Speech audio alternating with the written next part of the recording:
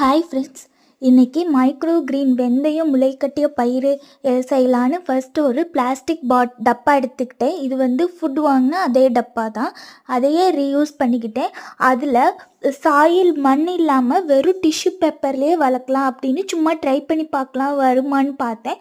முதல்ல ஒரு டிஷ்யூ பேப்பரை எடுத்து அதை ரெண்டாக மடக்கி அதுக்கு லைட்டாக ஈரம் இருக்கணும். அதில் ஈரத்துக்காக மேலே கொஞ்சம் தண்ணி தெளிச்சுக்கிட்டேன். ஆனால் ஒரு டிஷ்யூ பேப்பர் ரொம்ப லைட்டாக இருந்தனால இன்னொரு டிஷ்யூ பேப்பரை எடுத்து அதையும் ரெண்டாக மடக்கி அது மேலே வச்சு அது மேலேயும் லைட்டாக தண்ணி தெளிச்சுக்கிட்டேன். ஏன்னா எவ்வளோ ஈரமாக இருக்கோ அவ்வளோ தூரம் அந்த விதை, நம்ம போடுற வெந்தய விதை காஞ்சு போகாமல் இருக்கும். அதுக்காக அது நல்லா ஓரளவுக்கு ரொம்ப தண்ணி மிதக்கணும்னு இல்லை, ஆனால் நல்லா ஓரளவுக்கு தண்ணி தெளிச்சுக்கிட்டேன். அதுக்கப்புறம் அது மேலே வெந்தயத்தை தூவி விட்டுக்கிட்டேன். நான் இந்த டைம் கொஞ்சம் பரவலாக தான் வெந்தயத்தை தூவி விட்டேன். ஏன்னா இப்போ தான் நான் ஃபர்ஸ்ட் டைம் ட்ரை பண்ணுறேன். அதுக்காக நல்லா கொஞ்சம் எக்ஸ்பீரியன்ஸ் ஆயிடுச்சுன்னா நம்ம நல்லா நிறையா வெந்தயம் அதில் தூவி விடலாம்.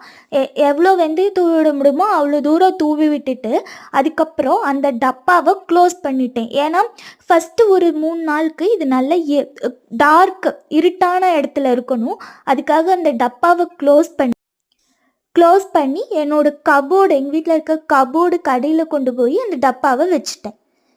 தேங்க்ஸ் ஃபார் வாட்சிங். இந்த வீடியோ உங்களுக்கு பிடிச்சிருந்தா மறக்காமல் சப்ஸ்கிரைப் பண்ணுங்கள்.